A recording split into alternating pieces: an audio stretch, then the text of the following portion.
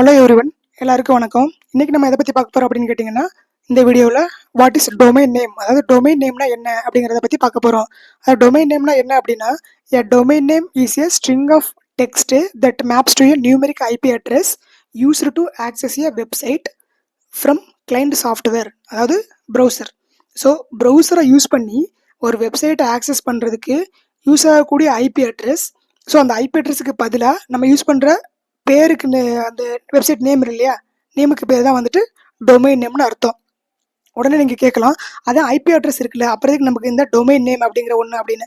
So IP அட்ரஸ்னால் எப்படி இருக்குன்னு பார்த்தீங்கன்னா, ஒரு செட் ஆஃப் நம்பர்ஸ், அதாவது நியூமெரிக் நம்பர், ஒரு 8 to 10 டிஜிட் இருக்கிற மாதிரி ஒரு நம்பர், அதான் வந்து IP address. So for example இப்போ google.comனு அதுக்கு ஒரு ஐபி அட்ரஸ் இருக்கும். ஸோ கொஞ்சம் இமேஜின் பண்ணி பாருங்கள், அந்த ஒரு வெப்சைட்டுக்கு மாதிரி நமக்கு எவ்வளோ வெப்சைட் நம்ம டெய்லி லைஃப்பில் யூஸ் பண்ணிட்டு இருக்கோம்ல. ஸோ நம்ம அத்தனை வெப்சைட்டுக்கான ஐபி அட்ரஸையும் நம்ம ஞாபகம் பண்ணி வச்சுக்கிறது ரொம்ப கஷ்டம். ஸோ அதனால தான் வந்து இந்த டொமைன் நேம் அப்படிங்கிற ஒரு கான்செப்டை கொண்டு வராங்க. ஸோ ஃபார் எக்ஸாம்பிள் இப்போ முனியாண்டின்னு ஒருத்தர் இருக்காரு. ஸோ இப்போ அவர் வீட்டுக்கு போகணும் அப்படின்னா, இப்போ நம்ம போயிட்டு இந்த மாதிரி ஒரு முனியாண்டி வீடு எங்கே இருக்குது அப்படின்னு கேட்டால் ஈஸியாக நமக்கு சொல்லிடுவாங்க. இந்த மாதிரி 4வது தெருவில் போயிட்டு ஒரு 5வது வீடு, அதான் வந்து முனியாண்டி வீடு அப்படின்னு சொல்லிட்டு. அதோடைய டோர் நம்பர் 236 எங்கே இருக்குன்னு கேட்டால் அது வந்து அவங்களுக்கு தெரியாது, ஏன்னா எல்லாருக்குமே தெரிஞ்சிருக்குங்கிறது அவசியம் இல்லை. ஸோ அதே கான்செப்ட் தான் இங்கேயும். அது அந்த ஐபி அட்ரஸ் நம்ம வந்து ஞாபகம் பண்ணிக்கிற தேவையில்லை. ஜஸ்ட் அந்த டொமைன் நேம் வந்து ஈஸியாக நம்ம ஞாபகம் வச்சுக்கலாம். எத்தனை பேர் வேணாலும் நம்ம ஈஸியாக ஞாபகம் வச்சுக்கலாம். பட் இந்த ஐபி அட்ரஸ்ங்கிறது ஞாபகம் வச்சுக்கிறது கஷ்டம். அதே மாதிரி தான் அந்த முனியாண்டிங்கிற பர்சனை ஞாபகம் வச்சுட்டா போதும், அவங்களுடைய டோர் நம்பரோ அல்லது இந்த பிளாட் நம்பரோ ஞாபகம் வச்சுக்கிற தேவையில்லை. அதே மாதிரி தான் இந்த டொமைன் நேம்ங்கிறது கான்செப்ட். ஐபி அட்ரஸ் நமக்கு தேவை கிடையாது, அந்த டொமைன் நேம், அந்த பேர் மட்டும் இருந்தால் நமக்கு போதும். அந்த டொமைன் நேம் எப்படி இருக்கும் அப்படின்னு பார்த்தீங்கன்னா, இதான் வந்து ஒரு typical format of domain name. அதாவது ஒரு 4 பார்ட்ஸாக இருக்கு இல்லையா, அதாவது 1 2 3 4 பார்ட்ஸாக இருக்கும். அதாவது https www.google.com. ஸோ இதில் ஒவ்வொன்றுக்கு என்ன மீனிங்னு பார்த்தீங்கன்னா, இந்த https அதாவது hyper text transfer protocol secure. So இதுக்கு வந்து இந்த பர்டிகுலர் டெர்மினாலஜிக்கு பேர் ப்ரோட்டோகால் அப்படின்னு அர்த்தம். அதாவது இது வந்து இந்த எஸ், இந்த ஒரு 10 வருஷத்துக்கு முன்னாடி பார்த்தீங்கன்னா இந்த எஸ்ங்கிறது இருக்காது, ஒன்லி http அவ்வளோதான், அதாவது hyper text transfer protocol. So இந்த எஸ்ஸுக்கு என்ன மீனிங்னா செக்யூர்னு அர்த்தம்.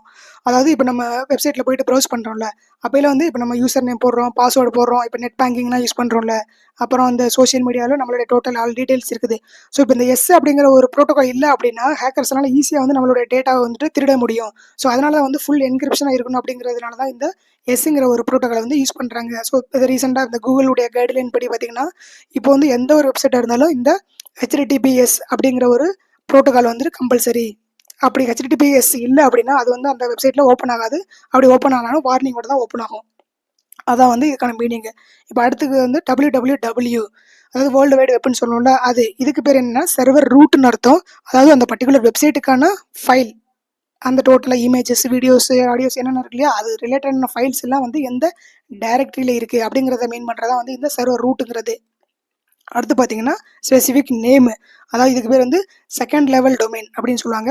மோஸ்ட் ஸ்பெசிஃபிக், அதாவது இது வந்து ஸ்பெசிஃபிக்காக ஒரே ஒரு ஆள் மட்டும்தான் இதை வந்து எடுக்க முடியும், அதான் வந்து இதனுடைய மீனிங்கு. அடுத்து பார்த்தீங்கன்னா .com, .comக்கு வந்துட்டு GTLD அப்படின்னு சொல்லுவாங்க, அதாவது ஜென்ரிக்கு டாப் லெவல் டொமைன். அதாவது ஜென்ரிக் அப்படின்னா இது யார் வேணாலும் எடுத்துக்கலாம், அதாவது .comங்கிறத யார் வேணாலும் எடுத்துக்கலாம். பட் கூகுளுங்கிறத ஒரே ஒரு ஆள் மட்டும்தான் எடுக்க முடியும், அதனால தான் அது வந்து மோஸ்ட் ஸ்பெசிஃபிக்கு. இது வந்து ஜென்ரிக்கு டாப் லெவல். ஸோ இது டாப் லெவல், இது வந்து செகண்ட் லெவல். அது இது டாப் லெவலாக ஜென்ரிக் யார் வேணாலும் எடுத்து யூஸ் பண்ணலாம். பட் இந்த கூகுளுங்கிறது செகண்ட் டாப்ல, அதாவது செகண்ட் லெவல் டொமைனு, மோஸ்ட் ஸ்பெசிஃபிக்காக ஒரே ஒரு ஆள் மட்டும்தான் இதை எடுக்க முடியும் அப்படிங்கிறதா இதோட மீனிங். ஸோ நமக்கு டொமைன் நேமை பற்றி ஒரு ஐடியா கிடச்சிருச்சு, இந்த மாதிரி தான் இருக்கும், இதுதான் மீனிங் அப்படின்னு சொல்லிட்டு. ஸோ இப்போ இந்த டொமைன் நேமுக்கு நம்ம ஐபி அட்ரஸ்க்கு பதிலாக தானே இந்த டொமைன் நேம் யூஸ் பண்ணுறோம். ஸோ இப்போ இந்த ஐபி அட்ரஸுக்கு அந்த டொமைன் நேம் எங்கே கன்வர்ஷன் நடக்குது அப்படின்னு பார்த்தீங்க அப்படின்னா, ஃபார் எக்ஸாம்பிள் இப்போ இந்த இமேஜை பார்த்தீங்கன்னா இங்கே வந்துட்டு யூசர் இதான் நம்ம. ஸோ நம்ம வந்துட்டு ப்ரௌசரில் google.com அப்படின்னு சர்ச் பண்ணுறோம், அது டேரெக்டாக வந்துட்டு நம்மளுடைய வெப் சர்வருக்கு போகுது. ஸோ அந்த வெப் சர்வர் வந்துட்டு பார்க்கும். ஸோ அது உடனே வந்துட்டு டிஎன்எஸ் சர்வருக்கு வந்து ரெக்வெஸ்ட் கொடுக்கும், இந்த மாதிரி google.comனு சொல்லிட்டு ஒன்றிட்ட ஏதாவது டீட்டெயில்ஸ் இருக்குதா, டேட்டா இருக்குதா அப்படின்னு சொல்லிட்டு. டிஎன்எஸ் சர்வர் அப்படின்னு பார்த்தீங்கன்னா டொமைன் நேம் சிஸ்டம். ஸோ அந்த டொமைன் நேம் சம்மந்தமான எல்லா ரெக்கார்ட்ஸுமே, ஐபி அட்ரஸ் எல்லாமே வந்துட்டு அதாவது நேம் சர்வர் அப்படின்னு சொல்ல டெக்னிக்கல் டேர்ம்ஸ்னால் வரும். ஸோ அது எல்லாமே வந்து இந்த டிஎன்எஸ் சர்வர் தான் மெயின்டைன் பண்ணிகிட்டு இருக்கோம். வெப் சர்வர் வந்து நம்மளுடைய ஃபைல்ஸ் வந்து மெயின்டைன் பண்ணிகிட்டு இருக்கோம். ஸோ வெப் சர்வர் வந்து டிஎன்எஸ் சர்வருக்கு வந்துட்டு ரெக்வெஸ்ட் கொடுக்கும், உன்ட்ட இந்த மாதிரி google.com அப்படின்னு ஏதாச்சும் ஒரு ரெக்கார்டு இருக்கா அப்படின்னு சொல்லிட்டு. ஸோ இது வந்துட்டு ஆமாம், ஏன்னா வந்து நம்ம இந்த டிஎன்எஸ் சர்வரில் வந்து ஐபி அட்ரஸ் தானே, நம்ம வெப்சைட்டுக்கு வந்து மெயினாக ஐபி அட்ரஸ் தானே. பட் நம்ம இதுக்கு பதிலாக தான் இந்த நேம், அதாவது இந்த டொமைன் நேம் யூஸ் பண்ணுறோம். ஸோ நம்ம மேட்ச் பண்ணணும்ல, இங்கே தான் வந்து மேட்ச் ஆகும். ஆமாம், ஸோ google.com வந்துட்டு இந்த பர்டிகுலர் ஐபி அட்ரஸில் தான் வந்து லிங்க் ஆகிருக்குது அப்படின்னு சொல்லிட்டு வந்து ஃபீட்பேக் வந்து இந்த டிஎன்எஸ் சர்வர் வந்து கொடுக்குது. ஸோ அது வந்துட்டு அகைன் வெப் சர்வருக்கு வரும். அதுக்கப்புறமா நம்மளுடைய ப்ரௌசருக்கு வந்துட்டு நம்ம லேப்டாப்பில் வந்து அந்த பர்டிகுலர் வெப்சைட் தெரியும். இதான் வந்து இந்த பர்டிகுலர் சைக்கிள். இன்னும் டீட்டெயில்டாக பார்க்கணும் அப்படின்னு பார்த்தீங்கன்னா, இங்கே பார்த்தீங்கன்னா இது பாருங்கள், இது வந்து நம்மளுடைய இதான் நம்ம. ஸோ நம்ம வந்து வெப் சர்வருக்கு ஒரு ரெக்வெஸ்ட் கொடுக்குறோம். அது வந்துட்டு இந்த டிஎன்எஸ் சர்வர் இன்னும் வைடாக பார்க்கணும் அப்படின்னா டிஎன்எஸ்ல இன்னும் நிறைய டெக்னிக்கல் டேர்ம்ஸ் இருக்கு இல்லையா. ஸோ ஈச் சர்வருக்கும் அங்கே போயிட்டு ரெக்வெஸ்ட் கொடுக்கும். ஸோ இங்கேருந்து டேட்டா கலெக்ட் பண்ணிவிட்டு, ஆமாம் இந்த மாதிரி google.com வந்துட்டு இந்த மாதிரி ஒரு ஐபி அட்ரஸில் தான் மேப் ஆகிருக்குது, இந்த அதனுடைய டேட்டா அப்படிங்கிற மாதிரி இது வந்து ஃபீட்பேக் கொடுக்கும். ரெஸ்பான்ஸ், அதாவது இந்த ஆரஞ்சு மாதிரி இருக்கிறது வந்து ப்ரௌன் கலரில் இருக்கிறது எல்லாமே வந்துட்டு ரெஸ்பான்ஸு, இந்த ப்ளூ கலரில் இருக்கிறது வந்துட்டு ரெக்வெஸ்ட்டு. ஸோ அதுக்கப்புறமா தான் நம்மளால இந்த டேட்டா வந்து பார்க்க முடியும். ஸோ நம்ம சிம்பிளாக வந்து ஒரு வெப்சைட் அட்ரஸை டைப் பண்ணுறோம். பட் அதுக்கு முன்னாடி பார்த்தீங்கன்னா இவ்வளோ விஷயங்கள் அந்த ஃப்ராக்ஷன் ஆஃப் செகண்டில் நடந்து அதுக்கப்புறம் தான் அந்த வெப்சைட் வந்து நமக்கு லோட் ஆகி வருது. இதான் வந்து ஓவரால் சைக்கிள் அப்படின்னு சொல்லலாம். ஓகே, இன்னொரு விஷயம் என்னன்னு கேட்டிங்க அப்படின்னா, இப்போ இந்த ஒரு வெப்சைட்டுக்கு ஓகே, பட் இந்த உலகத்தில் இன்னும் எவ்வளோ வெப்சைட்ஸ் இருக்குது. ஸோ அதெல்லாம் எப்படி வந்துட்டு ஒன்றுக்கு ஒன்று கொலாப்ஸ் ஆகாமல் மெர்ஜ் ஆகாமல் எந்த மாதிரி ஒர்க் ஆகிட்டு இருக்குது, இப்போ இதெல்லாம் யார் கண்ட்ரோல் பண்ணிட்டு இருக்கிறது?